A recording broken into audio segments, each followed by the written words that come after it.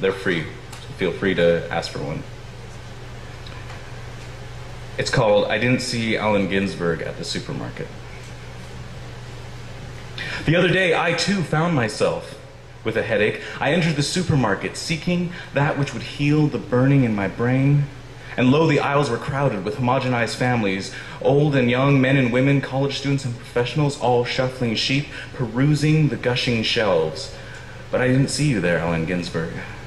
No, I saw generations raised by the blue light of television screens, all trying to pick the fruit from that the management calls perfect for a recipe sold to them in a magazine.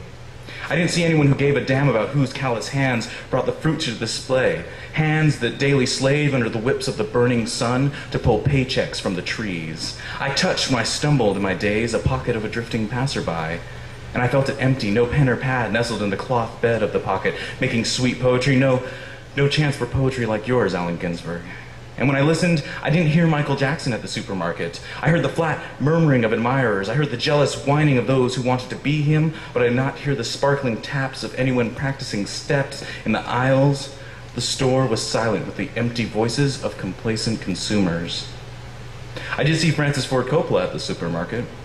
He was jotting down ideas for his next film, but he was alone, standing next to the erectile dysfunction medication.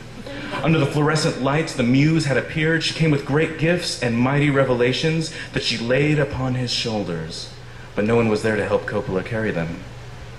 I stood in the supermarket listening for Ginsberg, listening for Jackson, and watching Coppola as he vanished behind a display of lilies. And then I realized that all around me, the fruits of all the laborers were about to shrivel, and I wondered who would step up and bring forth the rain. Thank you.